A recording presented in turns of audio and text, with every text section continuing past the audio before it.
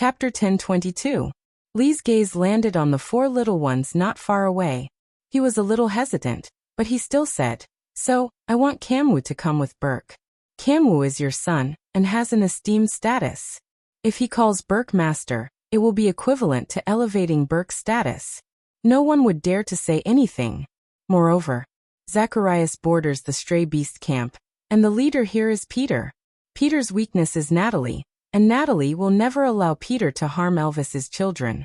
Furthermore, if anything happens to Zacharias, Peter will have to send people to help protect it. This is equivalent to turning one of our greatest enemies into our greatest allies." Gu Mengmeng knew that her sons were all adults and would eventually have to go out and establish their own families. But she never expected this day to come so quickly. Her sons were not even 2 years old yet. She had just snatched back Qixuan, and now she had to send away Kanwu. "If you can't bear to, we can think of other ways." Leah had already given her the most comprehensive plan, but he couldn't bear to let Gu Mengmeng feel heartache. Just as Elvis had said, as long as Gu Mengmeng was happy, raising a litter of useless wolf cubs was nothing. Gu Mengmeng shook her head and said, "Kanwu has already grown up. He knows what he is doing. You can discuss this matter with him. As long as he is willing, I have no objections. Although I am his mother, I can't tie him to my belt forever." Gu Mengmeng said it casually, but she was actually feeling terrible inside. It was an indescribable contradiction. On one hand, she was glad that her sons had grown up, but on the other hand, she couldn't bear to let her sons leave her. Leah gently hugged Gu Mengmeng and said, "Don't worry too much. This place is not too far from Saint Nazaire. We can visit him often in the future, or wait for Burke to establish himself here, and then let Kanwu come back." Gu Mengmeng nodded and didn't say a word. When Gu Mengmeng told Kanwu about this, he agreed without a second thought. He had the willful and flamboyant air of a young man, as if he could finally fulfill his ambitions. Gu Mengmeng chuckled and shook her head in exasperation. This was truly a case of a mother worrying when her son travels 1,000 miles, but a mother worrying when her son travels 1,000 miles. This little heartless fellow did not seem to miss Gu Mengmeng at all. Gu Mengmeng could not bear to reprimand him, so she just smiled and watched as Kanwu eagerly planned out a future full of loopholes. She did not know whether to laugh or cry. Qixuan, who had been silent all along, suddenly stood up and walked to Gu Mengmeng's side. "Mom, can I stay behind with Wu?" "You." Gu Mengmeng was surprised. Qixuan nodded and turned back to look at Kanwu with a slight frown. Then, he turned back to look at Gu Mengmeng. "I'm afraid he will be at a disadvantage." Gu Mengmeng, Leah, Elvis and even Jiaoyu understood that Qixuan was saying Kanwu was too stupid. Only Kanwu did not seem to notice, and even hooked his arm around Qixuan's neck. He was extremely excited and said affectionately, "Second brother treats me the best. With a second-level beast like you by my side, I feel more at ease. Even if you want to beat a tiger, you need your own brothers, right?" Qixuan sighed and looked at Gu Mengmeng without saying a word. But his eyes were filled with the expression, "Look at how stupid he is. If you don't look after him, something bad will definitely happen." Seeing Gu Mengmeng's hesitation, Kanwu directly pounced into her arms and begged, "Mom, you also know that I admire my second brother the most. Now that he is willing to take care of me, I am extremely happy. Please don't break us up." Chapter 1023. The next day, Kanwu and Qixuan set off for Zacharias. Leah personally sent them over. Gu Mengmeng suddenly felt a little empty without the 2 sons that she worried about the most.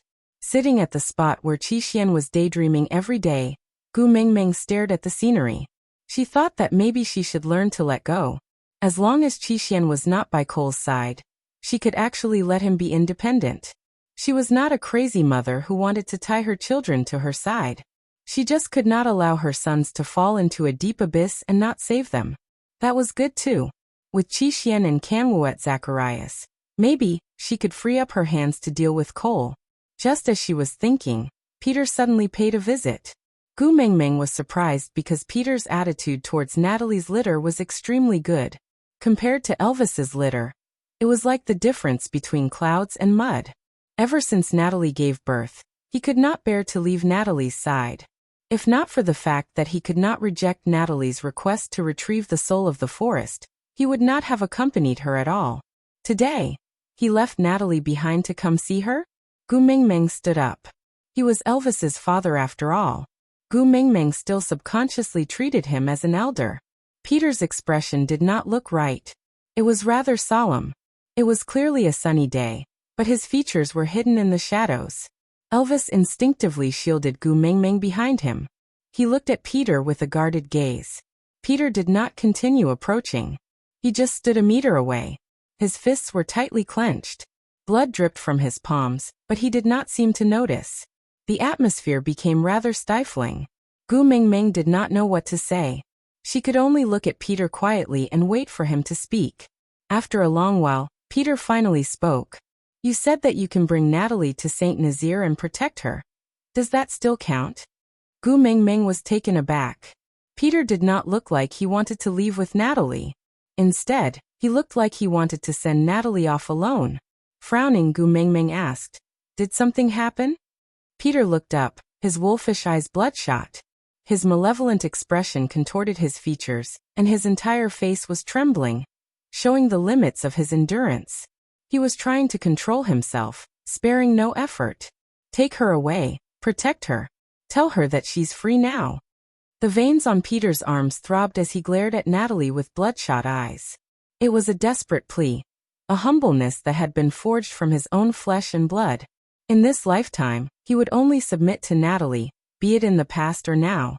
If it's possible, please save at least 1 or 2 of the 6 pups. They're Natalie's only hope. If you can't. He clenched his fists even tighter, but even if he tensed up all the nerves in his body, he still couldn't say the last sentence. If that didn't work, he would give up on the pups and save Natalie. He couldn't bring himself to say it, because this litter of wolf pups was different from Elvis's. Natalie was willing to help him give birth to this litter of wolf pups because she loved him. Every one of them was proof that she loved him. Chapter 10:24. You. Gu Mingming expressed her surprise. Yes, me, Peter exclaimed. I know that with your powers, you can completely crush coal. But since you are unwilling to dirty your hands, let me do it for you. As long as you can protect my female and son, I will be the sharpest sword in your hands. Gu Mingming seemed to understand something. She gently patted Elvis's arm, indicating that he didn't have to be too nervous. She took 2 steps forward and stood in front of Elvis facing Peter. Does Natalie herself know that you want me to bring her away? Has she agreed? Peter's expression clearly changed, not because of anything else, but because Gu Mingming had mentioned that name. Some people were just like that. Just the mention of her name was like clutching your throat, making you forget to even breathe. After a long while, the corners of Peter's lips curled up. He wanted to smile, but the muscles on his face were too stiff, twisting the smile into a sinister one. I will make her agree. With that, he turned to leave without waiting for Gu Mingming's reply. Gu Mingming felt very conflicted as she watched Peter's back. She reached out for a hug from Elvis, before following him to Natalie's cave. Peter stood at the entrance of the cave for a long time. It was as if the entrance was filled with thorns, and every step he took would pierce an inch into his flesh. It was foreseeable that he would be badly mutilated. He clenched and unclenched his fists. After countless deep breaths, Peter's facial muscles were forcefully relaxed. He strode in with a cold and sinister expression. Just by looking at his back, Gu Mingming could clearly feel the pain he was in. You want to go in? Elvis asked. Gu Mingming nodded, but the corners of her lips curved up slightly. Elvis was different from Gu Mingming. He didn't care about anyone other than Gu Mingming. What did death and sorrow have to do with him? But Elvis understood Gu Mingming. She had always been soft-hearted and easily affected by others. But Peter's sorrow today had caused a faint smile to appear in Gu Mingming's eyes. This was not normal, forget it. As long as she wanted to do something, he would let her do as she pleased. Stepping into the cave, they saw Peter sitting boldly on one side of the bed, his head raised and chin looking at Natalie. I have decided to let you off. Congratulations, you are free now, Scram. Take your son and get out of my sight. Don't ever appear in front of me again. What nonsense are you talking about? Natalie stood rooted to the ground. After all, even when their relationship was at its worst, Peter had never spoken to her like this. You don't understand? Peter laughed coldly. Back then, you abandoned me and turned me into a stray beast. That's why I took revenge on you and imprisoned you. I was waiting for you to fall in love with me. And then I would ruthlessly trample on you. Now that I've achieved my goal, I won't waste any more time on you.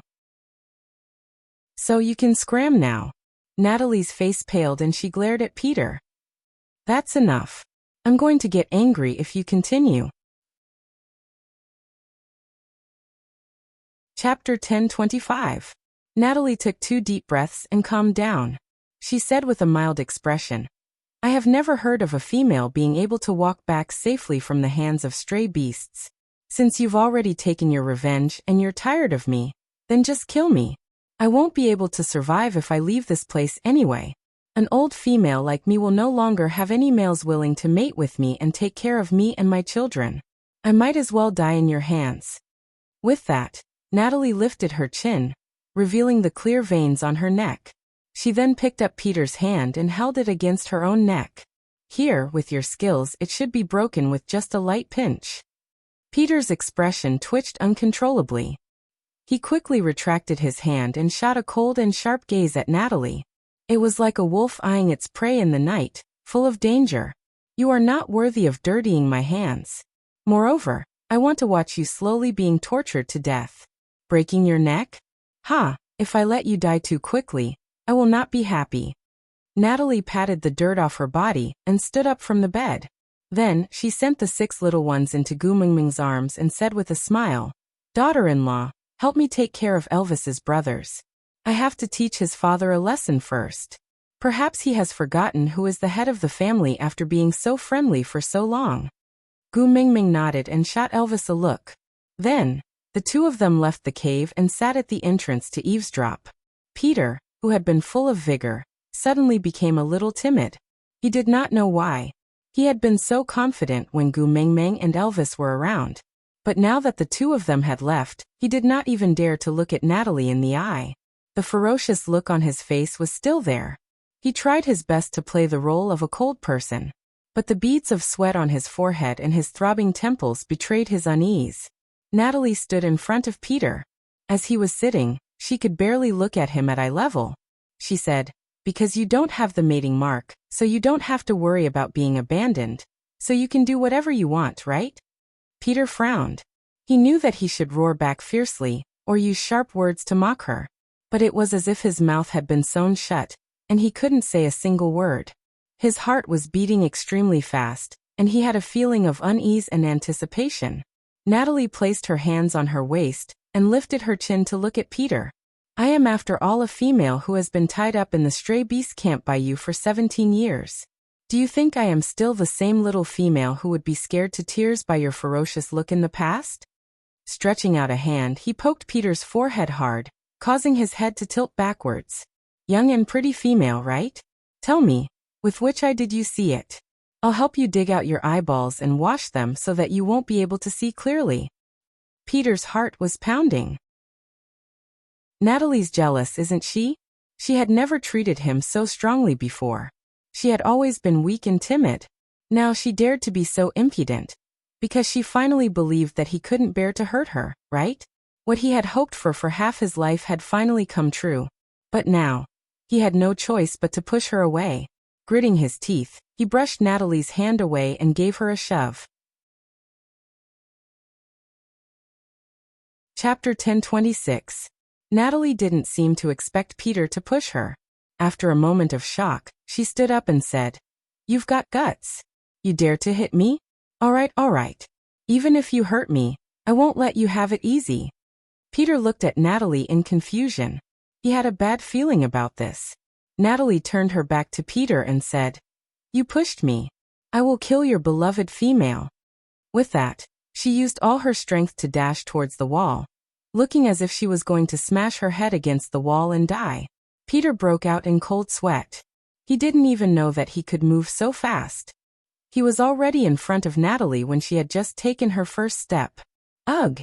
He groaned as he felt an intense pain in his chest.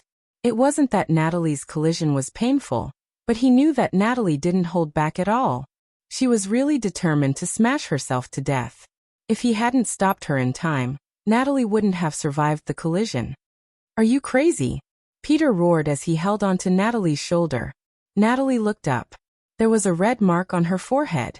She looked at Peter with tears in her eyes and said, "Didn't you not want me anymore? Didn't you get sick of me and feel disgusted at the sight of me? Go and find your young and beautiful female. Why do you still care about me?" Sob, sob, sob. He wanted to shake Natalie off and say, "If you want to die, stay away from me. Don't dirty my place." But looking at her sobbing face, his chest felt like it was being torn apart. He couldn't say the harsh words that he could have said in the past. Humans are fearless when they have nothing. She said that because he didn't have a mating mark, he wasn't afraid of being abandoned. But that wasn't the case. He was even more afraid of being abandoned by her now than when he had the mark on her body. Compared to her love, the mating mark was not even worth mentioning. Peter's pretense crumbled in the face of Natalie's tears. His large hand caressed her back. He sighed and said, "I have really spoiled you. You even dare to hurt my beloved female. You know that I can't do anything to you, right?" Natalie looked like she was going to cry herself to death in Peter's arms. She sobbed and asked, "Are you still going to abandon me? Are you still sick of me? You even hurt yourself. Isn't it because you know that I can't let you go? You still ask such a question?" Peter frowned helplessly, but his tone was extremely gentle. But Natalie didn't buy his gentleness. She continued to cry and asked, "You never liked me, right? From the start, you treated me this because I rejected you and hurt your pride, right? Sob, sob. You really don't like me." Peter had no choice but to hold the back of her head and said seriously, "I like you and care about you. You are the only person in the world that I can't live without. You clearly know, and you clearly believe, yet you still say such twisted words to poke at my heart." Natalie's eyes were filled with tears as she asked timidly, "But you said you were going to abandon me." Peter's heart ached along with Natalie's sobs. The ferocious look on his face had long disappeared. Facing Natalie, he had no other choice but to pamper her. So he surrendered. "I will never abandon you, never." Natalie nodded, and then raised her hand to wipe away her tears. She revealed a sly smile and said, "You're not going to abandon me? Then let's talk." Out of topic. All females in the world are drama queens. Appraisal complete. Report on our results last month. The final ranking of Wolfman in March was 80th. In the 2 months since it was released, we both entered the top 100. This made Susu feel very proud. Thank you, babies, for your support and love. April is Susu's birthday. I hope we can still make it into the top 100 this month. In addition, the explosive update time is set for the 23rd. At midnight, there will be a lot of updates in one go. My babies, please look forward to it. Chapter 1027. Peter was stunned for a moment and could not react. Natalie's expression had changed too quickly. She was still so devastated just now, but now, Peter suddenly laughed and shook his head. He hugged Natalie even tighter and said, "You, after spending so much time with the stray beasts, you have actually become so sly. But this is also good. Compared to you being really upset. I would rather you were just fooling me." Natalie pushed Peter away and sat back on the bed. "You won't be able to get away with this level of sweet talk. Tell me, why did you suddenly ask me to leave?" Peter walked up to Natalie and knelt on one knee. He placed one hand on Natalie's knee and the other around her waist. With a deep gaze he said, "Recently I've been losing control of myself more and more." Natalie was stunned for a moment. "Are you referring to the time you woke up and ran out in the middle of the night?" Peter's body stiffened. He thought she did not know. After hesitating for a moment, Peter still nodded and said, "My body craves to kill. I cannot control it with my consciousness. At first, I was satisfied just by killing some wild beasts. But now, I have to torture and kill orcs to calm myself down. I do not even know what I am doing when I am in a state of madness. If this goes on, I am afraid that one day I will hurt you when I am unconscious." Natalie chuckled and nodded. "So you intend to send me to Elvis's side, and let the messenger of the beast deity protect me. Peter nodded his head in agreement. But Natalie smiled and continued to ask, then what if one day, you lose control and rush to Saint Nazir to hurt me? What do you hope the messenger will do? Kill me, Peter stammered. In the entire beast world, only she has this ability. Natalie sighed, as if extremely disappointed. She leaned back and widened the distance between them. It seems like you do not love me that much, and do not believe that I love you. Peter's muscles tensed up instantly. He tightened his grip on Natalie's waist and pressed his lips into a straight line. He did not say a word. Natalie said, if you had not stopped me just now, I would have knocked myself to death. Do you know that? Peter became even more uneasy upon hearing this. Natalie continued, don't you understand? The current me. I can't live without you.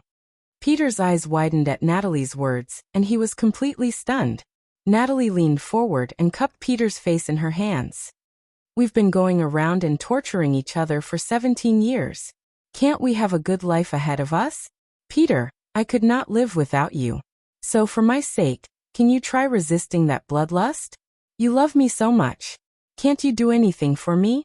I can't live without you, so I will definitely try to overcome it. But I can't risk you, so you can leave with Elvis and the rest first. I'll come and fetch you when I can control this desire, all right? Natalie smiled and shook her head. I'm your greatest courage, aren't I? If I leave, how will you have the strength to resist the desires other than longing? Chapter 10:28. Peter chuckled and shook his head. You have really been spoiled by me to the point of being out of control. Natalie wasn't angry. She just smiled.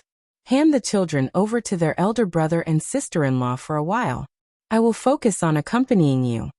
Peter nodded and buried his face in Natalie's thigh. A warm feeling spread from the left side of his chest to the rest of his body. Looking back now, he finally understood that the coldness in the past was called loneliness.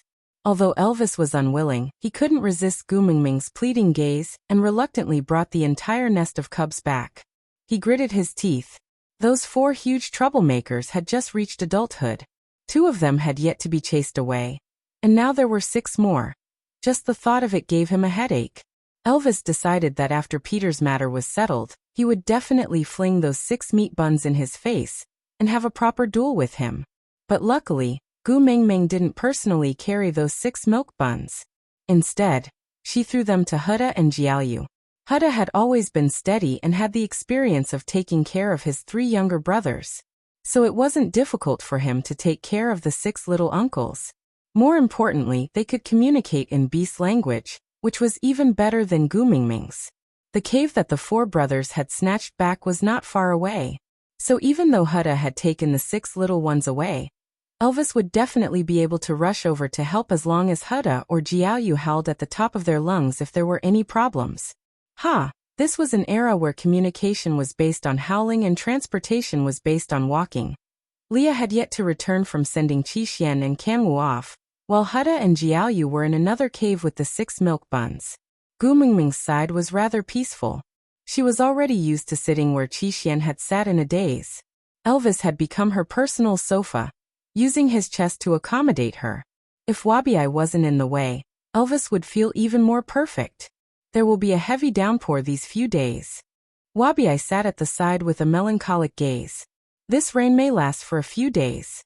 But after it stops, it will be the dry season. By then, I will have to return to the Snake King Valley. Gu Mingming knew that Wabi couldn't bear to part with her. Gu Mingming kicked Wabi. She didn't use much strength, only causing him to stagger but not fall. Wabi turned back to glare at Gu Mingming in displeasure, but she grinned widely. What are you looking at? You couldn't beat me in the past, let alone now. Wabi rolled his eyes at Gu Mingming. We came out for nothing during this rainy season. We didn't even get into a fight. Gu Mingming asked, do you have violent tendencies? Hey, I know a little psychology now. Do you want me to treat you? Scram. Wabi growled rudely before looking askance at Gu Mingming. Before the monsoon season ends, how about I help you get rid of that cripple? That cripple Cole. Gu Mingming's lips curled upwards. How should I deal with it? Did you kill him? Should I keep them for the new year? Wabi-I asked instead of answering. Chapter 1029. For a moment, Wabi-I was even a little dazed. It was as if the petite figure in front of him had overlapped with someone he was once familiar with.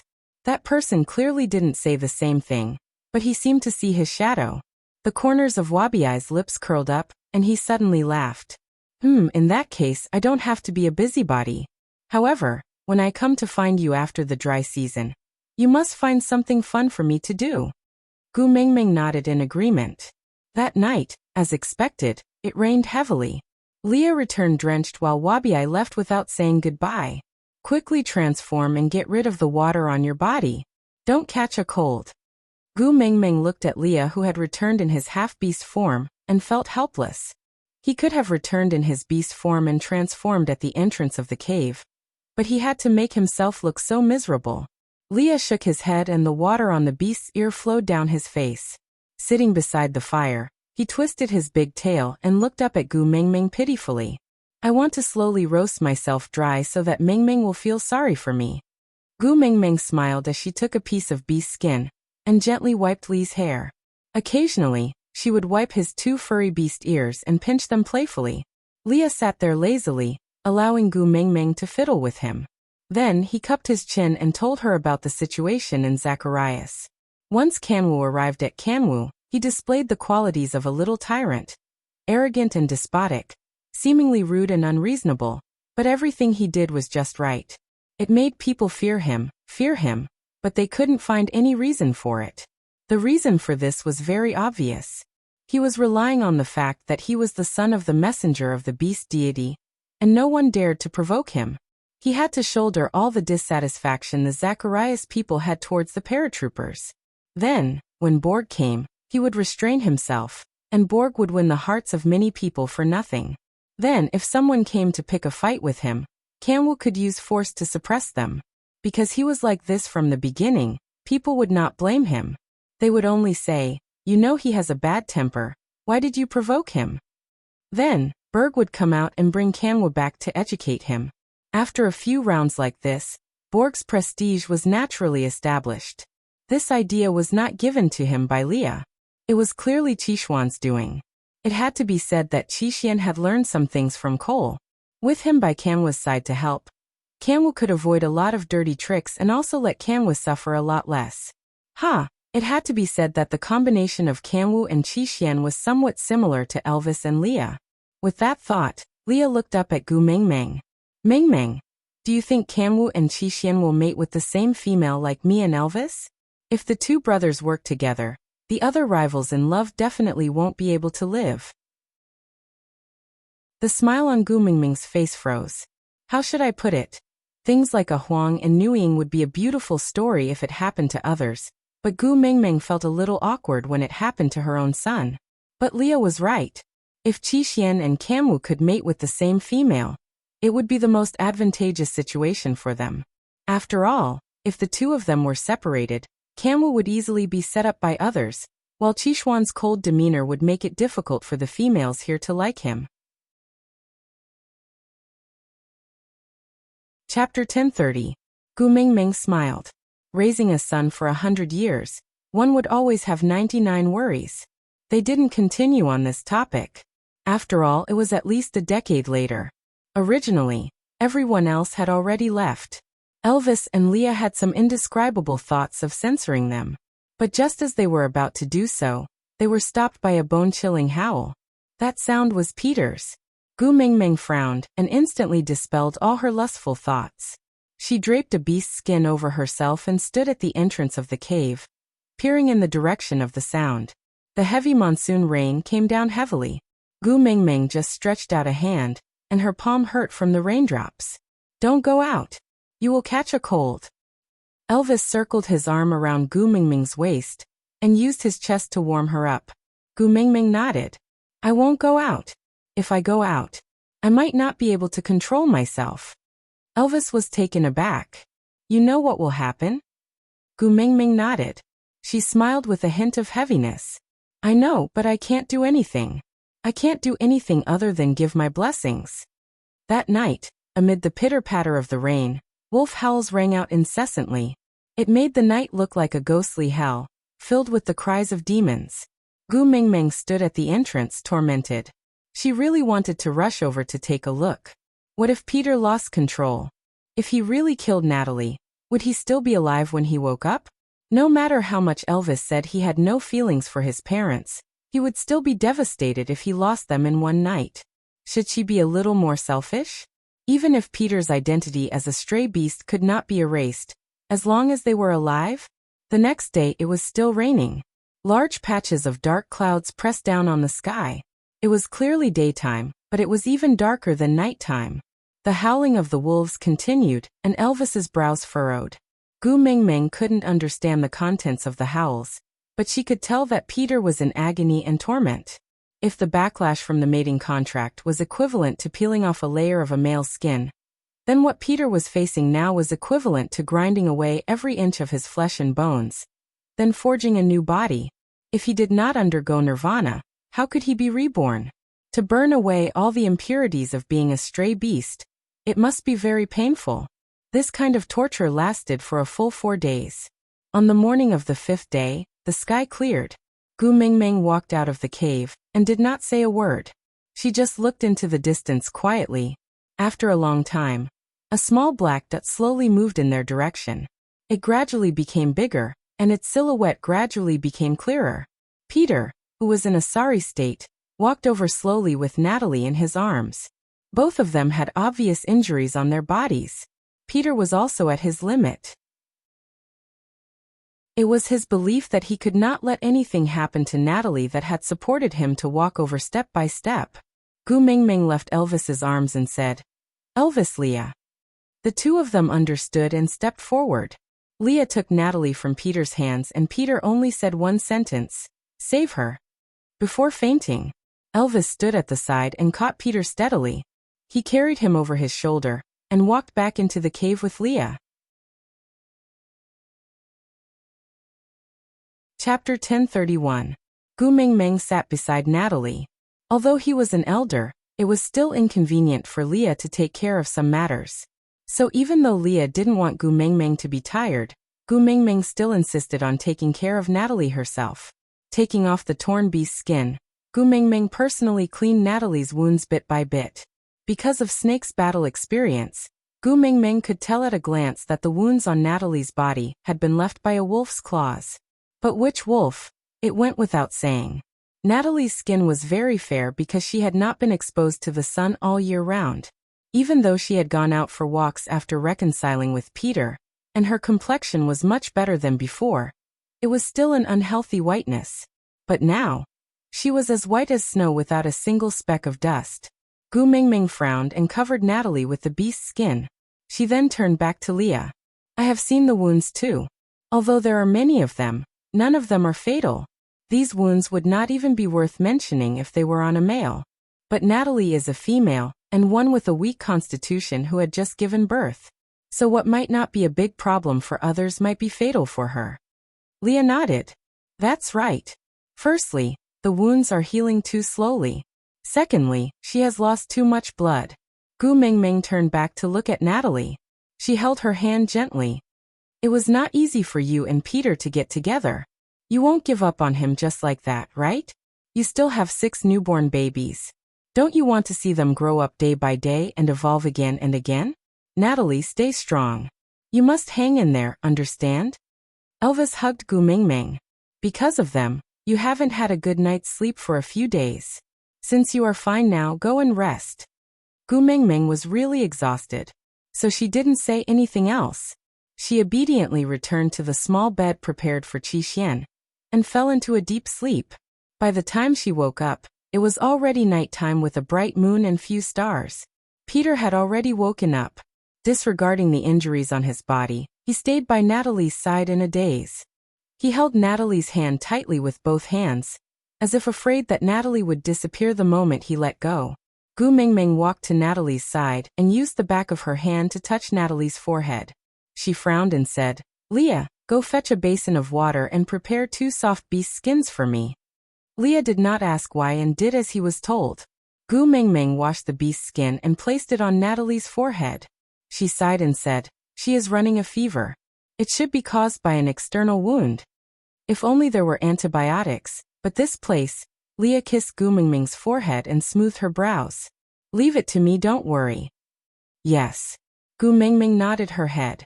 Although Leah usually ignored the external injuries of males, he was a witch doctor after all. He knew many herbs that Gu Mengmeng did not know and some common knowledge in the beast world that Gu Mengmeng did not understand. She chuckled. Having a witch doctor by her side really made her feel at ease. Leah was busy taking care of Natalie and Peter. Gu Mengmeng had wanted to share some of the burden, and so volunteered to cook. But in the end, Leah didn't even let her move a finger. Chapter 1032. Apart from cooking, Leah spent most of his time taking care of Natalie. Peter's regenerative abilities were extremely strong, and his external injuries healed within a few days. However, he still looked very haggard because the person he was worried about was still unconscious. Natalie's face was still pale, but her lips had regained some color. Leah had treated her wounds very well, and it was no longer inflamed. But the healing process was very slow. The dry season was gradually approaching. Elvis and Leah would not allow Gu Mengmeng to continue staying in the stray beast camp. There was no other reason. There was no water source here. They had to either return to Sadr or Saint Nazaire. They had to set off immediately to reach their destination before the water source dried up. Natalie's injuries were not suitable for long journeys, and she definitely could not follow Gu Mengmeng. But Peter was no longer suitable to stay here as the king of the stray beasts. Gu Mengmeng could not stop worrying. In the end, after much coaxing and pestering, she decided to leave 3 days later. And just as Gu Mengmeng was about to leave, Natalie woke up. Heaving a sigh of relief, Gu Mengmeng felt as though a huge weight had been lifted off her shoulders. It seemed that ever since she snatched Qixian back from Cole's hands, everything had been progressing in the right direction. Peter carefully pulled Natalie into his arms. It was the first time in so many days that anyone could hear him breathing. "Leah, prepare something easy to digest. Let's have lunch before we set off." Leah chuckled. From the moment he saw Natalie wake up, he had already guessed that their departure time would be delayed. But luckily, they would only set off after lunch. He had initially thought that Gu Mengmeng would request to stay until tomorrow. That she was willing to leave in the afternoon was already better than he had expected. Leah prepared the food very quickly. When the piping hot sweet potato paste was served, Peter automatically transformed into a leather chair and propped himself up behind Natalie. He allowed her to lean against his chest with all her strength, not allowing her to exert even the slightest bit of strength. Taking the stone bowl and spoon from Lee's hands, Peter fed Natalie with his back to Leah. But Gu Mengmeng interfered and brushed aside the food Peter was about to send into Natalie's mouth. She looked up at Peter's displeased gaze without the slightest hint of fear, and just chuckled. "You are not in a position to look at me like that now." Peter frowned but did not retort. Instead he said, "Thank you for saving Natalie. I will definitely repay this favor." Gu Mengmeng shook her head, and lifted a corner of the beast's skin covering Natalie's body with one slender hand. A lifelike black wolf on her chest appeared before her eyes. Gu Mengmeng pointed at the black wolf's face and said, "I'm talking about this matter." Natalie looked at Gu Mengmeng. Peter was stunned and could not react for a long while. Natalie has the mark of a black wolf? Had he been so focused on Natalie's face that he hadn't noticed the mark on her body? Or did he realize it, but he didn't have enough brain cells to think about it? He was only thinking about whether she was still alive, so he ignored the changes in her body and himself? Peter stared at Natalie's heart in disbelief for a long time. There was his mark there. He could not be mistaken. That black wolf was him. It was actually on her chest. Digression.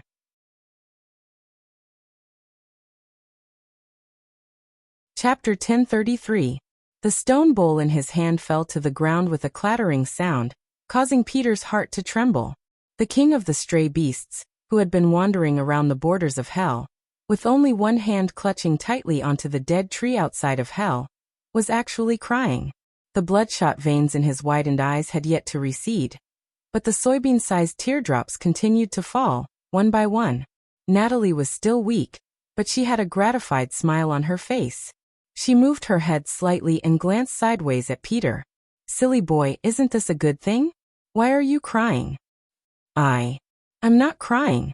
Peter hurriedly wiped away his tears, then kissed Natalie deeply. After a long while, he said in a trembling voice, "The thing that I didn't even dare to dream of has actually come true. I am your partner now.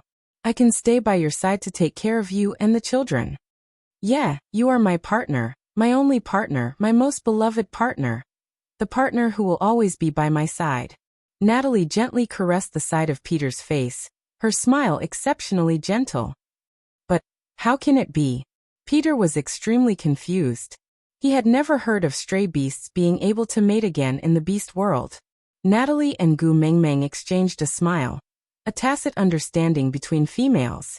For some reason, Peter couldn't control the corners of his lips. As long as Natalie smiled, he wanted to smile along with her. Even if he didn't know why she was smiling, as long as she was smiling, it was something worthy of his happiness. "Tell me, huh?"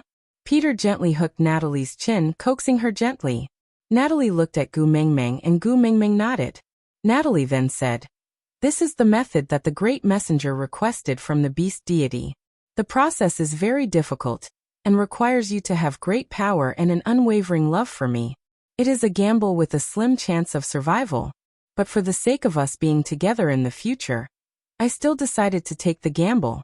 I'm sorry for pushing you into such a painful situation and letting you suffer like that." Peter held Natalie's hand. "No, you did the right thing. As long as I can be with you, I can endure any pain." Natalie smiled happily, then slowly continued. "At the beginning of the rainy season, the great messenger came to see me. She asked me if I was willing to mate with you again and give the children a healthy family. After all, if you don't get rid of your stray beast identity, our children will be stray beasts too. For the sake of the child, for the sake of you and me." Peter tightened his grip on Natalie's hand and brought it to his lips to kiss it in support. Natalie's smile was filled with relief as she said, "To reverse the mating contract, you have to burn all the filthy blood of the stray beasts in your body and reconstruct all your flesh and bones. It was a very painful process. If one was not strong enough, they would not be able to endure it. However, even if you were a peak level 5 orc, your chances of success were only 30%. Because in order to cleanse the impurities in your blood, only my blood can be used. During the reconstruction process, you will fall into madness because of the pain, and you will have the most primitive desire for my blood. So if you love me less, you will not be able to control yourself and directly bite my neck to suck my blood." Chapter 1034. Natalie patted Peter to comfort him. She chuckled. "Didn't we succeed now? So don't be afraid. Everything is fine now." Peter frowned. He still looked at Natalie, his heart aching for her. She was covered in wounds and had only woken up after being unconscious for so many days. It was all because of him. "So this is the reason why I have been so bloodthirsty and violent recently?" Peter asked. Natalie nodded. "The key to activating this reverse mating contract is for me to love you and bear your children." So, thinking about it carefully, Peter's violent temper had indeed started after the birth of the 6 little ones. It was just that it was not obvious at the start and he could still suppress it.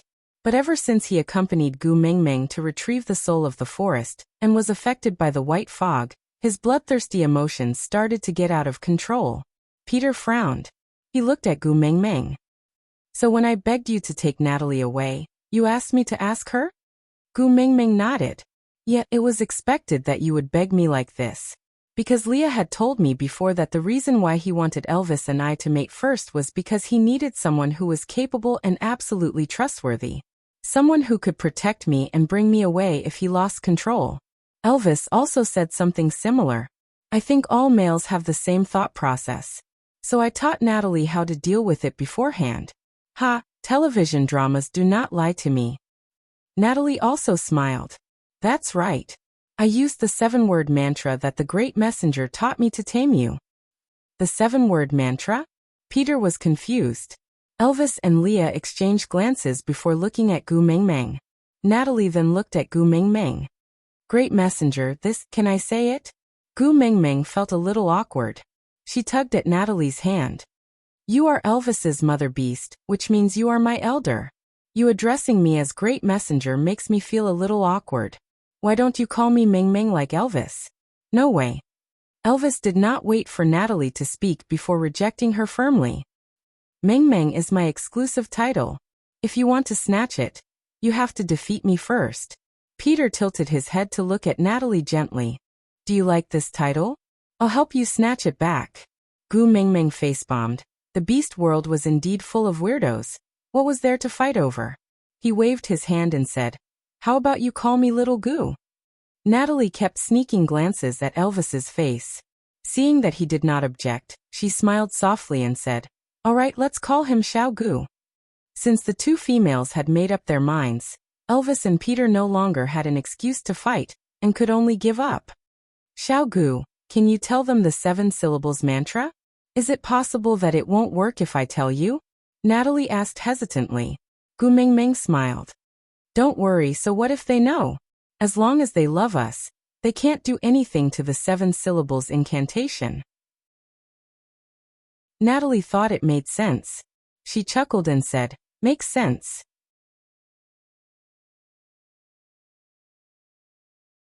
Chapter 1035.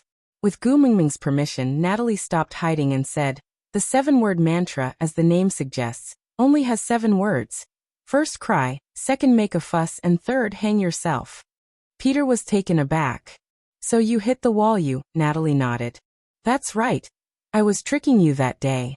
Peter couldn't bear to be so harsh towards his own female, and could only turn to glare at Gu Mengmeng. But Gu Mengmeng shrugged. That's right, I specially came to watch the show that day. Ew. Peter was suddenly speechless. Gu Mengmeng giggled. You are no longer a stray beast. Is it all right to glare at me like that? My father only has me as his precious daughter. He doesn't even bear to scold me or glare at me. Aren't you afraid that if he gets angry? MMM? Gu Mengmeng didn't elaborate further, but just glanced at Natalie. Peter instantly admitted defeat. He couldn't afford to offend this in-law. Gu Mengmeng laughed heartily, and threw herself into Elvis's arms. Hubby, your father is such a coward. Elvis also snorted in agreement. He recalled how arrogant Peter was in the past, like a god controlling their lives and deaths, coldly watching as the brothers killed each other. But now he was acting so cowardly. Actually, Elvis now really had a higher opinion of Peter. Males had never been afraid of fighting fiercely. But to reign in his vicious aura and admit defeat for a female was the proudest thing for a male in the beast world. Outside, he was an untamed wolf, but in front of his own female, he could only be a cowardly husky. Peter was like that, and so was Elvis. For his own female, they could risk their lives and be shameless. But understanding was one thing, but it didn't stop him from laughing along with Gu Mengmeng. After laughing enough, Gu Mengmeng straightened her back. Peter is no longer a stray beast. Even a 5th-level orc might not be suitable to stay here. Moreover, it would not be good for the wolf cubs to be educated. But Natalie's health is not suitable for long journeys. Why don't you go to Zacharias? Qixin and Kanwu are there, so you can take care of each other.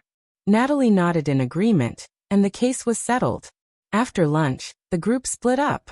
Natalie and Peter brought the 6 little buns to Zacharias, while Gu Mengmeng, Elvis and Leah brought Huda and Jiaoyu back to Sauter. Actually, this place was closer to St. Nazaire, but Gu Mengmeng was concerned about the little cub in Sandy's tummy. After all, it was her first child, and Gu Mengmeng still hoped that she could rush back in time to accompany her. Sandy is so timid. If she is here, she will feel more at ease. Moreover, Gu Mengmeng had already promised her. She did not wish to lose her trust in her only best friend. After walking for 3.5 days, when Gu Mengmeng once again stood at the entrance of Sauter, Oakley was still there with a group of elders to welcome her. But this time, apart from the elder, there were a few other beastmen. They looked unfamiliar, but they all seemed to have extraordinary strength. They were at least rank 3 beastmen. Gu Mengmeng did not say anything.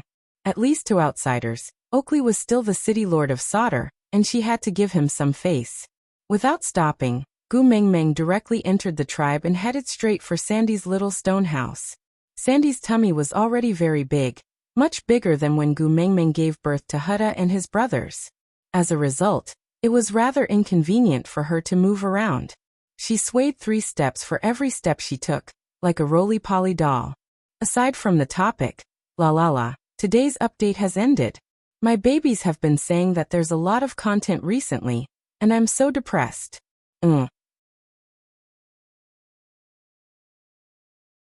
Chapter 1036. Seeing that Gu Mengmeng had arrived, Sandy's entire being brightened up. She was beaming from afar and waved at Gu Mengmeng with all her might. Gu Mengmeng was afraid that she would sprain her waist if she kept waving her arms. So she jogged over to Sandy and pulled down her waving little hands. You are going to be a mother soon. Yet you are still so rash. Can't you spare a thought for my godson? Sandy hugged Gu Mengmeng for a long while before saying in a coquettish tone, I thought you would not be able to make it back in time.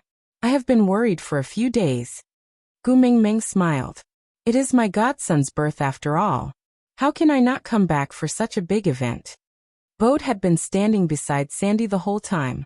He was extremely nervous, but he was already used to Sandy throwing him to the back of her mind the moment Gu Mengmeng appeared. Now he did not even feel a sense of loss. Haha, getting used to it is really a scary thing. Gu Mengmeng comforted Sandy for a long while, and told her many new and interesting things that were not too exciting. She only left in the evening and instructed Colin and Bo to immediately look for Gu Mengmeng if Sandy showed any signs of giving birth. After all, Leah was the best witch doctor. Even if he did not come in, he could guard the door. After leaving Sandy's place, Gu Mengmeng did not return to the stone castle. Instead, she went to the meeting hall. Oakley seemed to have expected that Gu Mengmeng would come to look for him. Hence, he stood guard at the door and looked like he was waiting for her arrival. Gu Mengmeng's sense of smell was very sensitive, and she could smell Cole's scent on the chair. Hence, she did not sit on it. Instead, she used a tree branch to pick up the beast's skin and threw it directly into the fire basin to burn. Elvis and Leah were gratified by Gu Mengmeng's actions. They disliked the smell of other males on her more than anyone else. Oakley also understood Gu Mengmeng's motive. Hence, he did not say anything and just quietly took a new piece of firefox beast skin from the side and handed it to Leah. Leah caressed the beast's skin and smiled. Top quality goods. As he spoke, Leah placed the firefox skin on the stone chair. It was Gu Mengmeng's first time seeing a firefox beast skin. The color was not the usual orange-red, but a real fiery red. The texture was firm and the fur was fine. To a person like Gu Mengmeng who was obsessed with fur, this firefox skin was much more pleasing to her than the tiger skin. Gu Mengmeng turned and sat on the stone chair. She looked at Oakley. Before she could say anything, Oakley said, The drought season is approaching and there is a shortage of water resources. The surrounding tribes all came to discuss whether they could imitate Saint Nazir's method of handling the situation, letting the tribe's witch doctor arrange for water to come to Sodor to tide over the dry season. I thought that since it was a rule set by the great emissary, there shouldn't be any problems. So after slightly modifying the minor details, I agreed to it. Or I tion I long, or after the experience of King. After. The changes? I. Or he I or after. Or.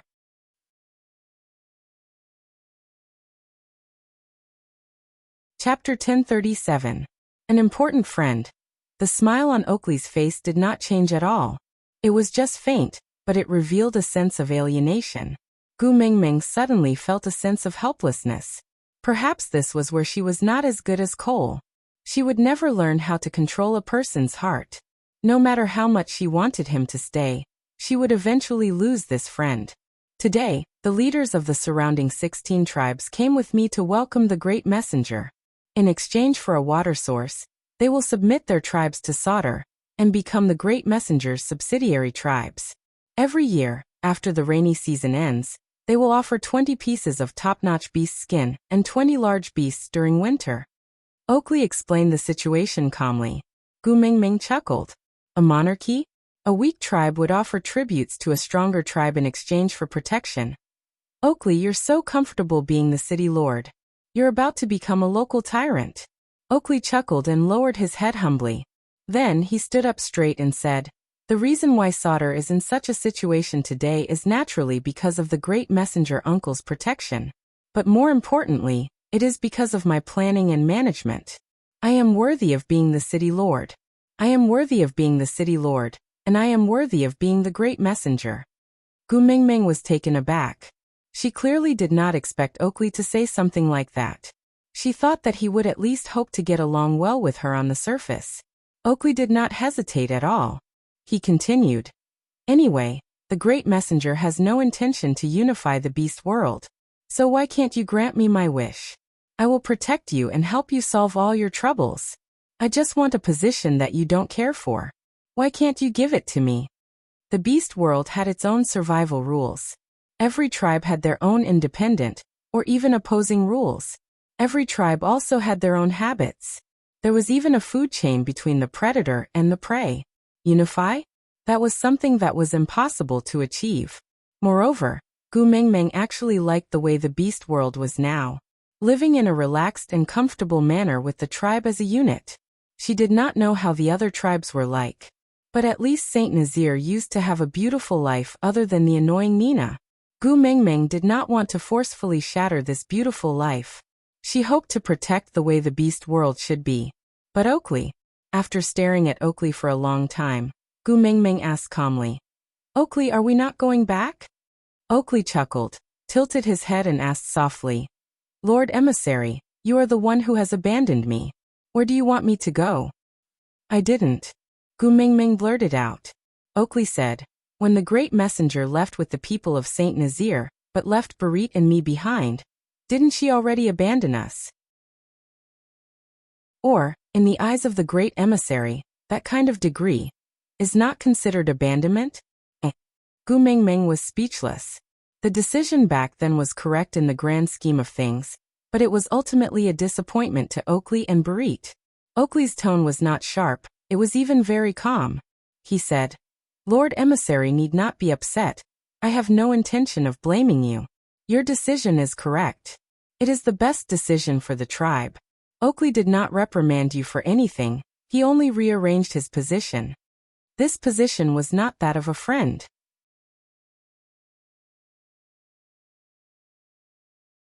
Chapter 1038.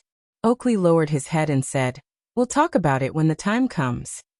Gu Mingming did not force him. She just stood up and walked out. When she passed by Oakley, she stopped in her tracks and kept silent for a moment before saying, "I only hope that you don't do anything that you will regret." Oakley didn't reply and Elvis carried Gu Mingming away. Time passed quickly and on the 5th day, Colin rushed into the stone castle, saying that Sandy had a stomachache and was about to give birth. Gu Mingming let Elvis carry her over without a second word. When they reached the outside of the stone house, they heard Sandy screaming her name at the top of her lungs. "Gu Mingming! Gu Mingming! Is she here?" Gu Mingming didn't care about anything else and directly pushed the door open. She held onto Sandy's hand and said, I'm here. Sandy's forehead was full of sweat as she held onto Gu Mingming's hand and said with a sobbing tone, "Pain. I'm in so much pain." Gu Mingming pulled Bode over and stuffed his claw into Sandy's hands. "It's this idiot who caused you so much pain. Bite him when you can't take it anymore. Bite off this claw and I'll give you the other." Sandy shook her head and said, "I'll give you the other." Sandy held onto Bode's arm with both hands and nodded at Gu Mingming solemnly. Gu Mingming had experience in giving birth, but she didn't have any experience in delivering a baby. Thinking about it, when she was giving birth, Leah was the one holding her head and Elvis was the one delivering the baby. Should she call Elvis in? But it didn't seem suitable. Bode's heart ached to see Sandy in so much pain, but he still had to lick the baby's placenta. Looking around frantically, Bode called out, "Colin." Colin had just entered with a basin of hot water when he heard Bode's call. He hurried over and asked, "What's the matter?" Bode grabbed Colin's hand and handed it to Sandy. He then looked at Colin and said, "You take my place this time. When Sandy gives birth to your baby, I'll return you a claw." Colin was dumbfounded, and before he could understand what was going on, Sandy bit down on him. It was so painful that Colin howled, "Roar!" Elvis and Leah, who were at the door, were shocked. Why was it that all hairy people gave birth to children by females, but Sandy's family gave birth to males? Gu Mingming's heart ached for Sandy. She washed a small piece of beast skin, and then sat on the bed, hugging Sandy's head. She used hot water to wipe her face and comforted her. Sandy, adjust your breathing, don't hold your breath. In Sandy's eyes, Gu Mingming was the main pillar of support. She was flustered and helpless and did not know what to do, so she did whatever Gu Mingming said. Adri, wash the hide. Gu Mingming threw the beast skin in her hand to Sandy's other bear partner. When Sandy gave birth, Adali was also running around in a panic. Hearing Gu Mingming's instructions, he started to work like a robot. He took turns to wash the 3 pieces of beast skin, and passed it to Gu Mingming after he was done. Then he took over the one in Gu Mingming's hand and started to wash it again. Because he was too nervous, a few pieces of the animal skin had been washed away. He had never been afraid of being cut open, but now his hands were trembling. Gu Mingming grabbed the beast skin and wiped Sandy's face while shouting, "What the hell are you all panicking for? I'm guarding here. What are you all afraid of? Calm down."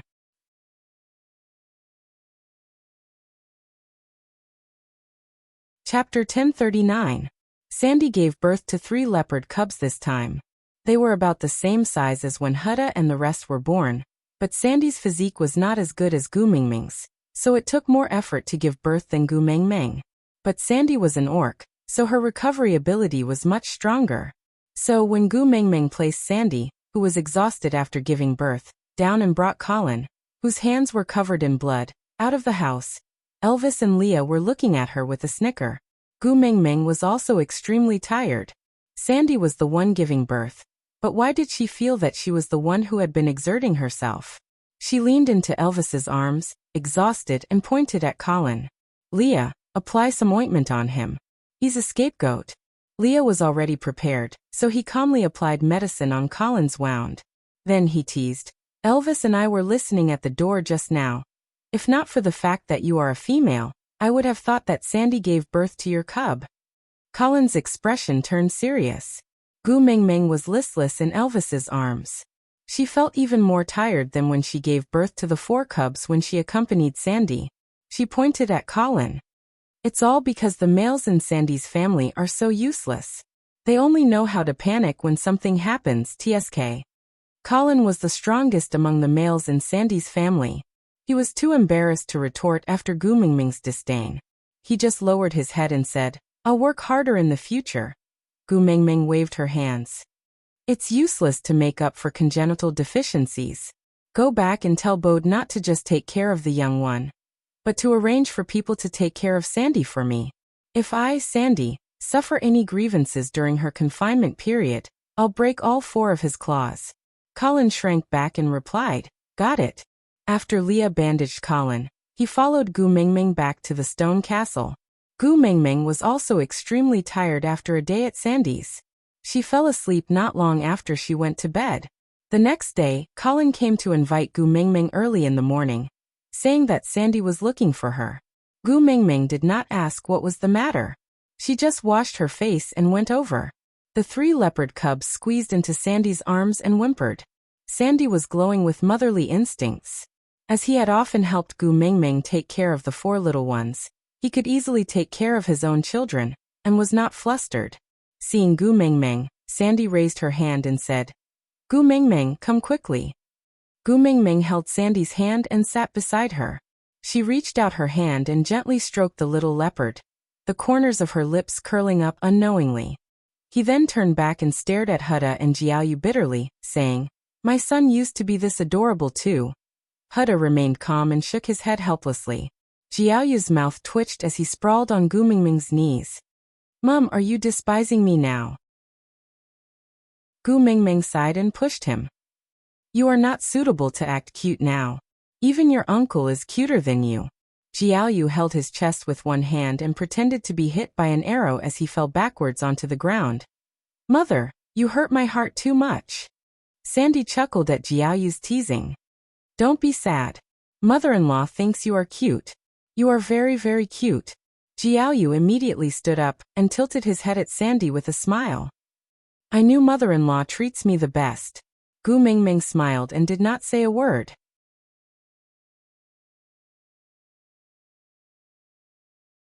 Chapter 1040. Gu Mingming nodded. Is it about the naming? Yeah. Sandy's eyes were sparkling. She really liked the names of Hutta and his brothers. Although they were meaningless words in the beast language, she really liked them. They had a unique style that she could never think of. Joseph Johnny Yogner. Gu Mingming announced the names that she had long thought of. Sandy was a little disappointed. She thought they would be like Hutta and his brothers, those names that had no special meaning but were very unique. Gu Mingming saw the struggle on Sandy's face. What's wrong? You don't like them? Gu Mingming had specially discussed with Leah. These names had special meanings in the beast world. Moreover, the first word was the same, so it was obvious that they were from the same family. Sandy shook her head. It's not that I don't like them. It's just that I thought they would be names like Hutta and his brothers, nice and special. Gu Mingming smiled. When the three little ones grow up, if they also like Hutta and his brothers' names, they can go and fight with them. If they win, they can snatch their names. Sandy patted the three little ones' heads and said, Did you hear that? Your godmother taught you to be a brave child. You have to fight for what you like. Gu Mingming burst out laughing. Sandy was no longer just her best friend, right? She was at the level of a brainless fan. No matter what she did, Sandy could always come up with a good reason. Actually, Gu Mingming was just saying it casually to tease the children. Joseph Johann Jogner. Sandy repeated the three names with a smile. Her eyes were filled with gentleness. Gu Mingming nodded. Yeah, Leah said it means happiness, bravery, and wisdom. Sandy nodded in agreement. She then tugged at Gu Mingming's hand. Thank you. Is there a need for thanks between us? Gu Mingming held Sandy's hand in return and said, Rest well and recuperate your body. We will return to St. Nazaire after the dry season ends. Sandy nodded. She lay back on the bed. She was still too weak after giving birth. Just sitting for a while was already very tiring. Gu Mingming played with the little leopard for a while more before returning to her stone castle. The dry season did not affect Sauter much. Although there was only one well, and even if they kept drawing water every day, the supply was still limited. But Gu Mingming's status was special, so naturally, she would not be deprived of water. And because Sandy had a different relationship with Gu Mingming, Oakley took extra care of her. Every day after Leah fetched water for Gu Mingming, Colin would fetch water for Sandy, followed by the other females in the tribe. The pregnant female would be the third to fetch water, followed by the females that had given birth to males, according to the number of cubs they had, followed by the normal females according to their family's power. After all the females in the tribe had taken their water, it was the turn of the other tribes allied with Sauter to take their turn. Oakley had arranged everything neatly. Gu Mingming leaned against the window, her gaze a little dazed. Leah stood outside the window and brought a small cup of water to Gu Mingming's mouth. Gu Mingming drank a mouthful and said, Don't you think this dry season is too peaceful? Leah chuckled. Isn't peace good?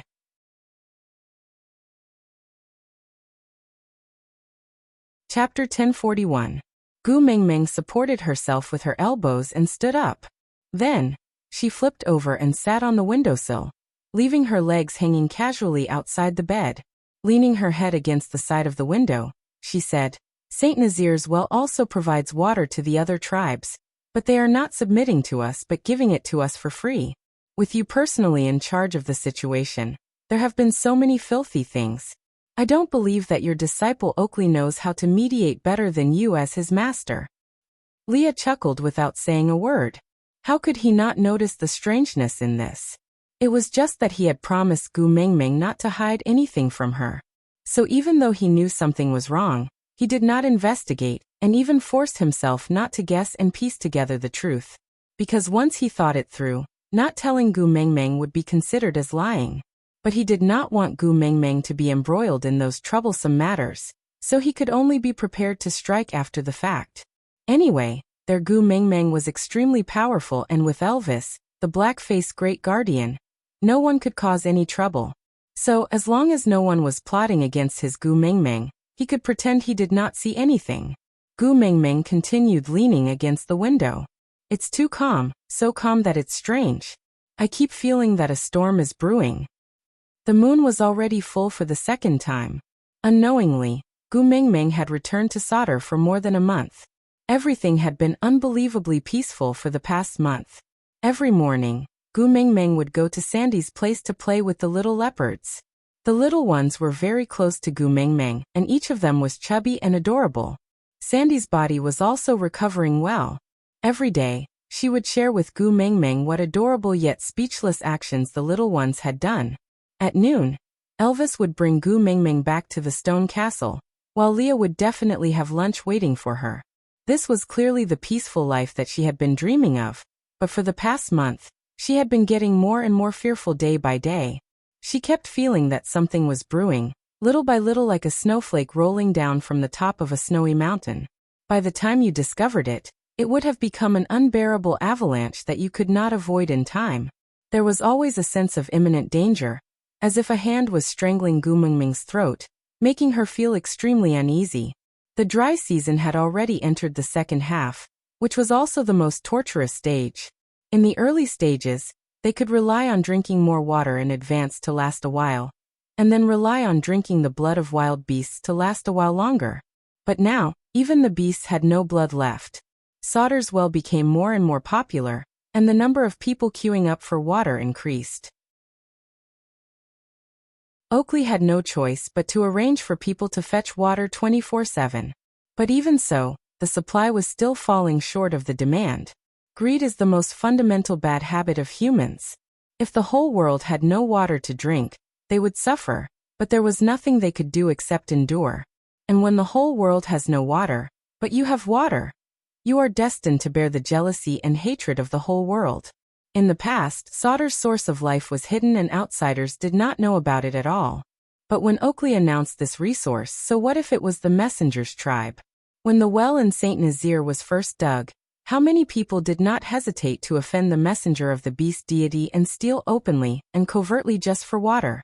In the end, Gu Mingming had to open up the water source so that everyone could queue up for water. Although the queue was longer, it was not a big problem as it was relatively fair. But Oakley, the water source was only supplied to the 16 surrounding tribes that had surrendered.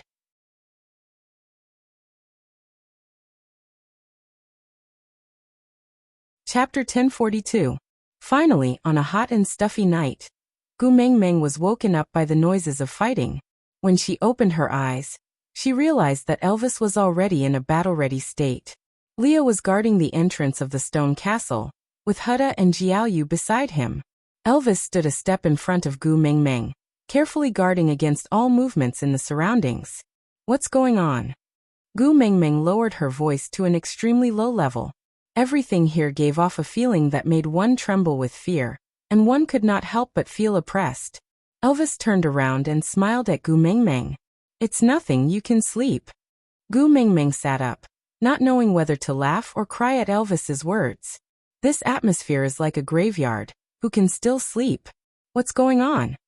Elvis carried Gu Mingming into his arms. There should be enemies invading, but it's very strange. Gu Mingming frowned. Invading? Stray beasts? Elvis shook his head. I'm not sure yet. Gu Mingming took a deep breath. Let's go to Sandy's place. Elvis did not say much and just followed her instructions. Gu Mingming was already standing at the peak of the beast world. No enemy could possibly hurt her. But if they made use of the people she cared about, it would be a different story. Leah was right about one thing. It was better to protect one's weak spot behind one's back. When Elvis carried Gu Mingming out, Leah brought Huda and Jiaoyu along with him. And when they reached Sandy's house, Gu Mingming's heart froze. Sandy hugged Lu Xiao in her arms and curled up in a corner. Beside her was Bode, who was covered in blood and holding on to his last breath, protecting her and the children. The other partners had already been beaten back to their original forms. They were piled up at the entrance, covered in blood. And above these corpses sat a person, Cole. Without a word, Gu Mingming rushed to Sandy's side to protect her. Then, she glared at Cole with her guard up. Leah. Leah understood and brought Huda and Jiaoyu to Sandy's side. Then he said, You too protect your mother-in-law and brothers well. Huda nodded and did not speak. Jiaoyu narrowed his eyes and glanced at Cole, who was like a god of death, but did not say a word. It wasn't that he didn't understand, but with his and Huda's current status, if they insisted on standing out, they would only be burdens. What Leah wanted them to do was to stay with Sandy and not run around, so that they could concentrate on protecting her if a fight broke out. Jiaoyu was a child that Leah had personally taught, so Leah was very assured of him. Although he would usually say something that would drive people crazy, he was still very reliable when it came to critical moments. Hence, he didn't waste any more time explaining. He just crouched down and started to treat Bode's injuries. Gu Mingming surveyed her surroundings. There was no one else but Cole. Only then did she relax a little. Taking 2 steps forward, Gu Mingming laughed out of anger. She looked up at Cole and said, "You should know that my family and friends are all my weaknesses. If you control them well, you can threaten me and make it difficult for me to take a single step. But if you really hurt them, I will go crazy, so crazy that you will die without a burial."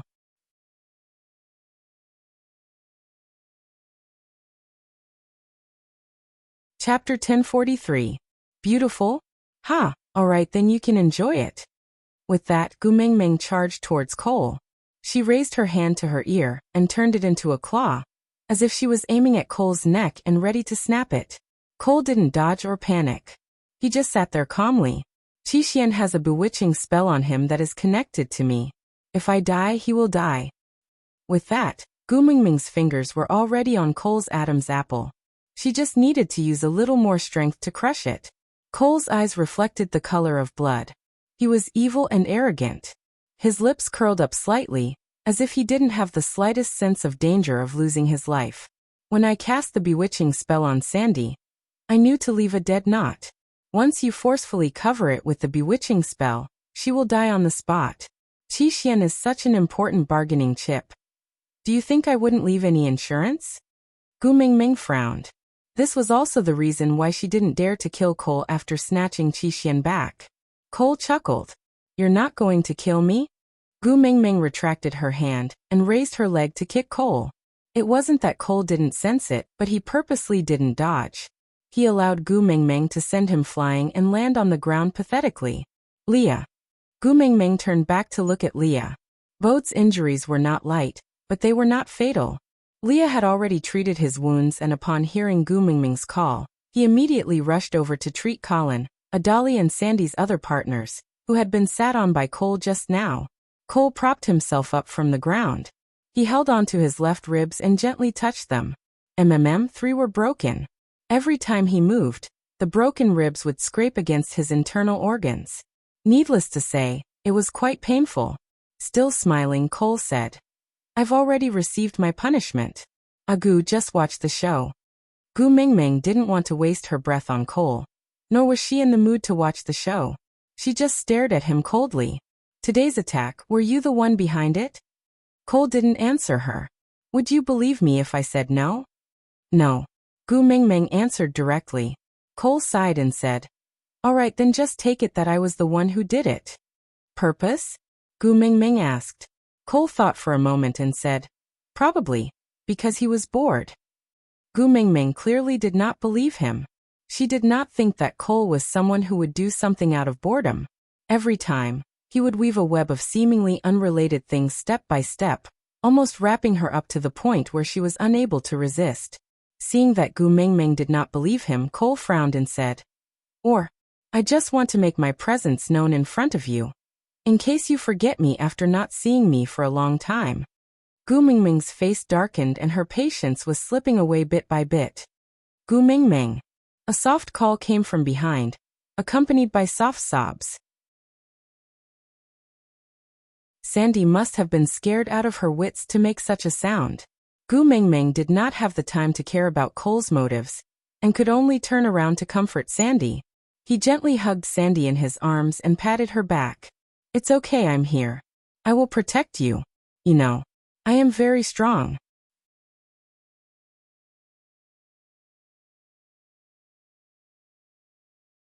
Chapter 1044. Save. Gu Mingming caught onto the keyword, and her gaze was filled with astonishment. Sandy nodded and pointed at the bushes in the distance with her trembling hand. Gu Mingming squinted her eyes and looked in that direction. After a closer look, she realized that there were many corpses lying all over the place. Cole would save Sandy. Didn't this pervert only know how to harm others? Cole chuckled and said, "Accident." Gu Mingming ignored Cole because no matter what he did, in Gu Mingming's eyes, he was just a weasel paying respects to a chicken and did not have any good intentions. Cole took a deep breath and then seriously felt the pain from his internal organs caused by his broken bones. The smile on his lips deepened and melded into one with the night sky. He said with a slight grievance, "Gu, you really don't understand me. I want to be the most special person in your life. How can I allow anyone other than me to threaten you? If you hate someone else, I will be jealous." Pervert. Gu Mingming threw this sentence at him and turned around to ignore Cole. Elvis did not like the way Cole was looking at Gu Mingming. Seeing that Gu Mingming had no intention to continue talking to Cole, he moved to stand between the two of them. He did not release his beast pressure, but his gaze was filled with a murderous aura. Cole did not respond to Elvis and just turned around lazily. He said, "So slow. Gu will be impatient if we wait any longer." Gu Mingming comforted Sandy while paying attention to the surroundings. There were messy footsteps approaching from afar. For some reason, those footsteps seemed to be stepping on the tip of Gu Mingming's heart. Every step was so heavy that Gu Mingming could not help but frown. "Ha, you're finally here." Cole stood calmly and the smile on his face deepened, with a hint of bloodlust and wickedness.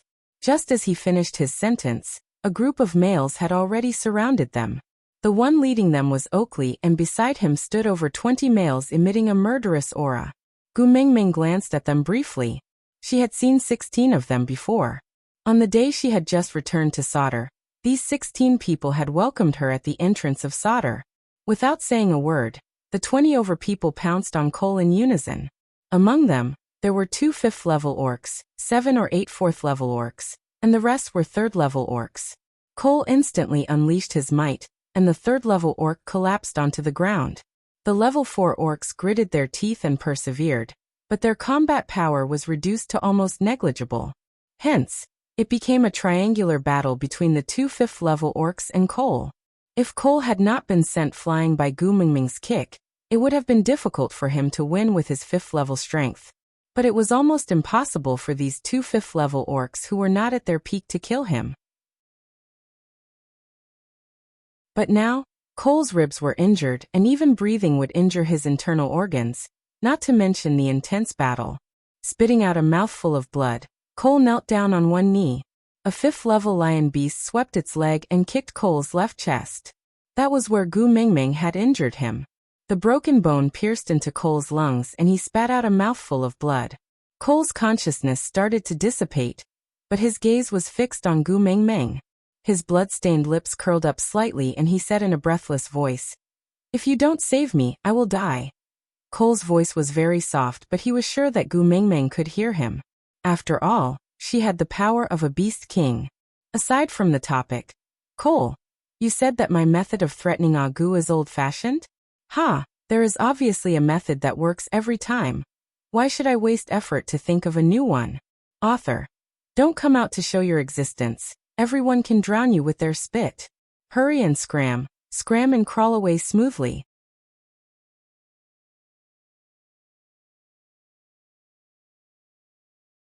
Chapter 1045. Gu Mingming clenched her fists tightly as she struggled internally. She finally understood what Cole's motive was when he told her that his fate was linked to Qishuan's. Take a gamble? As long as she did not do anything, Cole would be dead meat. If the bargaining chip was Qishuan's life, Gu Mingming bit her lower lip, but still dashed forward in a big stride. She grabbed the back of Cole's neck and pulled him back, narrowly avoiding the sharp claws of another 5th-level Black Panther orc that was about to dig his heart out. Elvis rushed to Gu Mingming's side half a second later and kicked the Black Panther's outstretched arm. The Black Panther's entire body tilted to one side. Then his sharp claws dug into a tree branch at the side. With a loud crack, a huge chunk of the tree branch was torn off. The Black Panther's reaction was very agile as he immediately pounced back to fight Elvis. Meanwhile, after Gu Mingming pulled Cole back, she pressed his neck against the ground and resisted the urge to snap his neck. She glared at him harshly before letting go and returning to the battlefield. Although the Black Panther and the lion were not at their peak, one had outstanding agility while the other had outstanding strength. In a 1 versus 2 situation, Elvis was at a huge disadvantage. Gu Mingming had just stood up when Cole grabbed her wrist and pulled her inwards. Gu Mingming was caught off guard, and her entire body fell into Cole's chest. He was already injured, and after being smashed by Gu Mingming, he spat out a mouthful of blood. Although he immediately turned his head, some blood still splattered onto Gu Mingming's face. Cough, cough, cough. The blood flowed back into his veins and Cole coughed violently. Gu Mingming did not have the leisure to take care of him. She wanted to pry his hand away and stand up to help Elvis, but Cole held onto her hand and refused to let go as he coughed. "You don't want your remaining hand either, do you?" As Gu Mingming said. She raised her hand to break Cole's other hand. Cole frowned and shook his head as he coughed. Then he saw many black figures leaping over from all directions. Elvis was shocked and instinctively took a step back to shield Gu Mingming. At the same time, the 3rd-level beasts on the ground, the 4th-level beasts that were barely holding on, and the 2 5th-level beasts that were still trembling with Elvis just now all showed signs of defeat. The 3rd-level and 4th-level beasts were bitten to death. The 2 5th-level beasts were scattered by a group of 3rd-level and 4th-level beasts, and the Black Panther was completely surrounded. No matter how hard he bit and killed, he could not break through the encirclement. On the other hand, the lion was being attacked by 2 5th-level stray beasts. Black Panther wanted to release his beast pressure to get rid of the 3rd and 4th-level orcs surrounding him to help the lion, but before he could release his beast pressure, the lion's head had already been bitten off by 2 stray beasts, one on the head and the other on the spine. The 3rd-level and 4th-level orcs immediately dispersed, and the 2 5th-level stray beasts immediately counterattacked. No matter how agile the Black Panther was, it was of no use. It did not even have the time to let out a cry before its chest was cut open, and its organs spilled all over the ground. And all this happened in less than 10 seconds. Gu Mingming looked at Cole, who was clutching onto her wrist tightly. Her coughing gradually subsided, but her breathing was still not smooth. But her lips curled into a smile that said, "That's all," with a hint of scheming and sarcasm.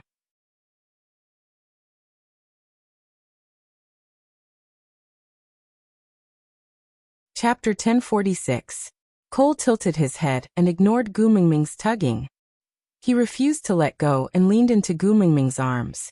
Gu Mingming felt disgusted and wanted to push him away, but he looked like he would definitely die if she used any more force, so Gu Mingming did not dare to make any big movements. Cole's expression became even more arrogant after he succeeded. Tilting his face, Cole smiled and pointed at Oakley with his trembling chin. "Now, Gu, do you wish for him to live or to die?" Gu Mingming frowned at Cole. "He obviously came to kill you today. If I said I want him to live, would you let him off?" Cole chuckled. Blood trickled down from the corner of his lips, but he did not seem to care. "If he deserves to die just because he wanted to kill me, then there would only be piles of bones left in this world." Cough, cough, cough. "I don't blame him for wanting to kill me. But he made use of you, so I cannot let him off." Gu Mingming did not quite understand what Cole was talking about. There was no fear on Oakley's face, but it was filled with guilt. He did not dare to look into Gu Mingming's eyes. Cole sneered. "People who are disloyal to you do not deserve to stay by your side." Oakley's eyes were fixed on Cole, but he did not dare to move an inch to meet Gu Mingming's gaze. He could only turn all his anger into a voice. "The winner takes all. If you want to kill me, then kill me. But after you kill me, let Bloom go."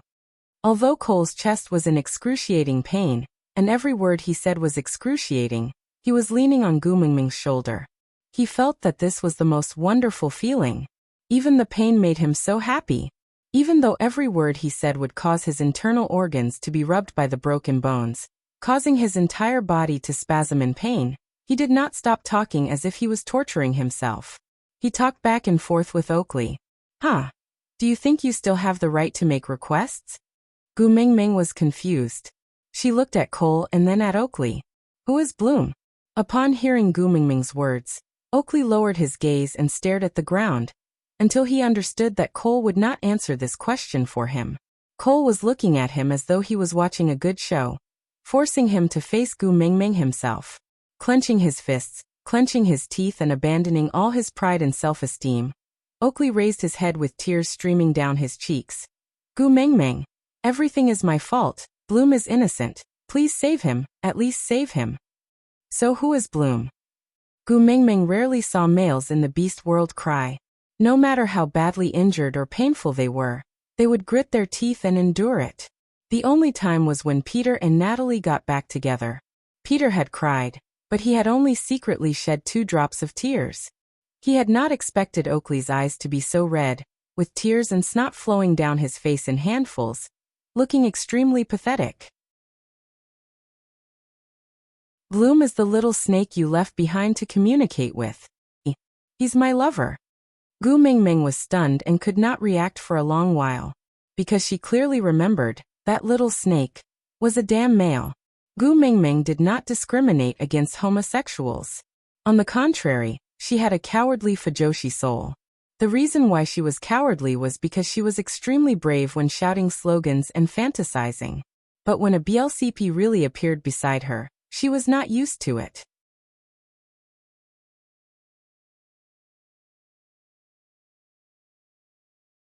Chapter 1047. Oakley's hoarse voice pulled Gu Mingming back from her thoughts. The pleading and sorrowful look on his face touched Gu Mingming's heart.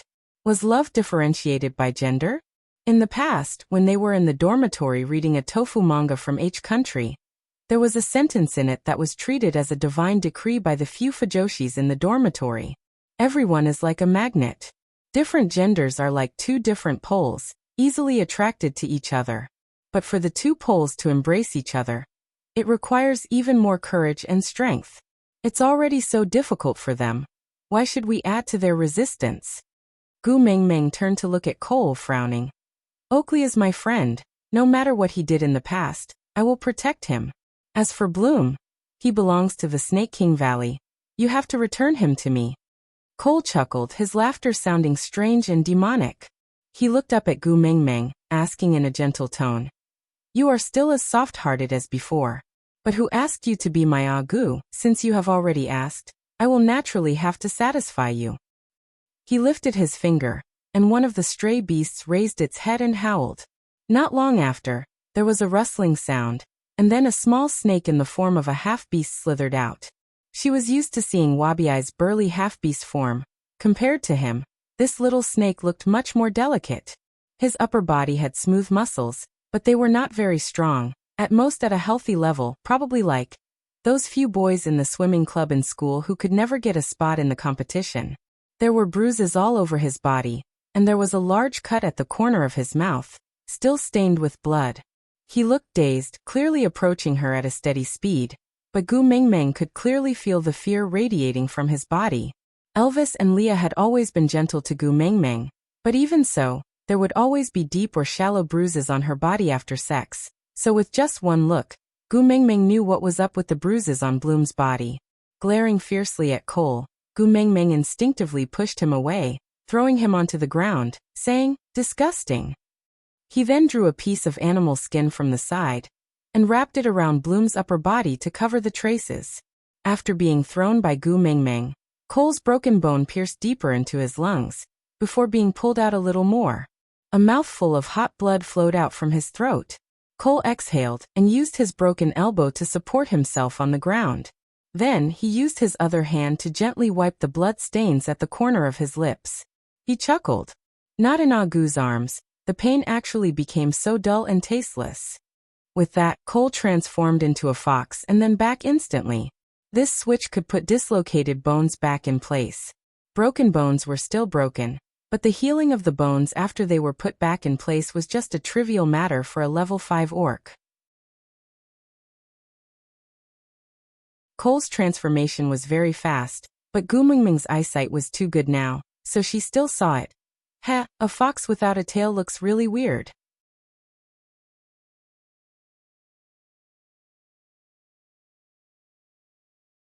Chapter 1048.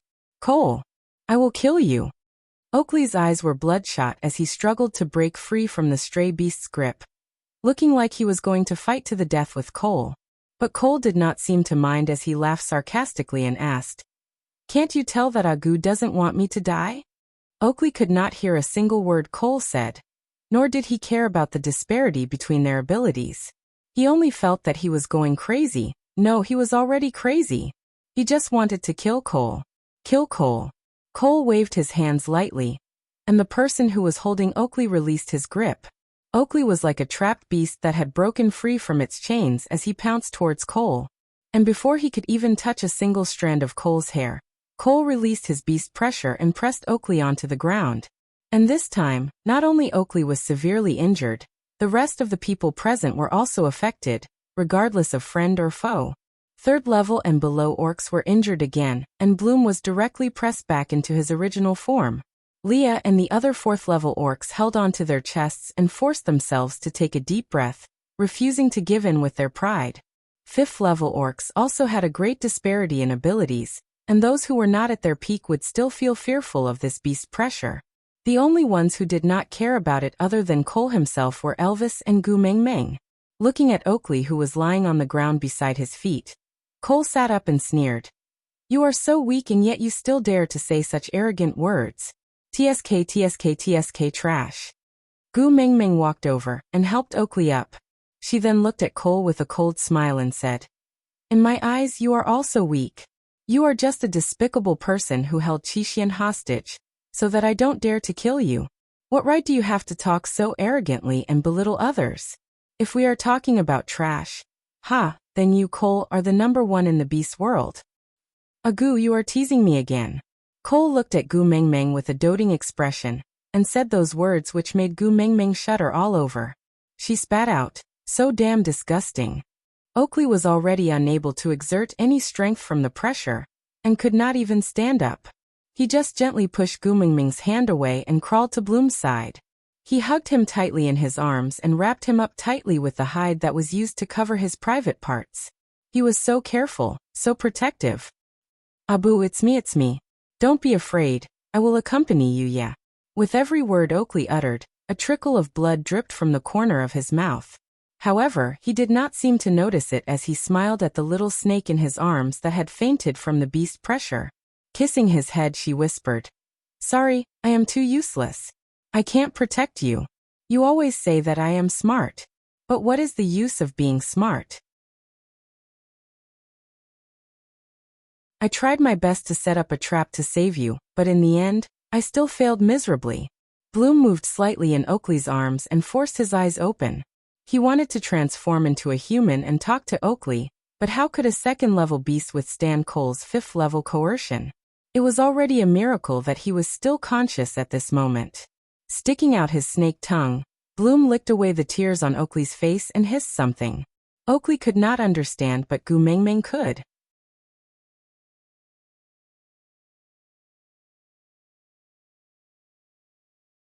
Chapter 1049. No. I won't allow it. I won't allow it. Oakley locked Bloom tightly in his arms like a madman. He used all his strength but still felt that it was not tight enough, as if Bloom would not leave him as long as he did not let go. Bloom's eyelids started to blur, and he could only rely on his snake's sense of the king of his tribe to turn his head to look at Gu Meng Meng with difficulty. Hiss, hiss, hiss. Gu Meng Meng pursed her lips and did not say a word. Bloom was telling her that everything Oakley did was for his sake, and that he was kidnapped by Cole because he was too weak, forcing Oakley to listen to his threats. Everything was his fault. He was begging Gu Meng Meng to forgive Oakley. "Abu, I beg you for my sake, bear with it a little more, alright, ma'am?" Oakley didn't know what Bloom was talking about, but a lover is so sensitive that he could feel the life draining out of the person in his arms. Hiss, hiss, hiss. Bloom was saying, "Please forgive him, save him." Without waiting for Gu Meng Meng's reply or another sentence of Oakley's plea, Bloom breathed his last breath with his murky eyes. His originally cold and soft body collapsed bit by bit. The entire weight of the snake had returned to Oakley's arms. He had never felt so heavy before. In the past, no matter how Oakley carried him, he would always feel as light as a feather. Ah! Oakley howled at the sky until he could no longer make a sound. He continued to howl at the sky with his mouth wide open, as though he was questioning why the heavens wanted to take bosom away. His pair of scarlet eyes were bloodshot and even bulging out. An unprecedented sense of helplessness, no matter how he howled. His voice could not be transmitted. Endless despair enveloped him so tightly that he could not breathe. His heart fell into the abyss along with Bloom's limp body. There was no end.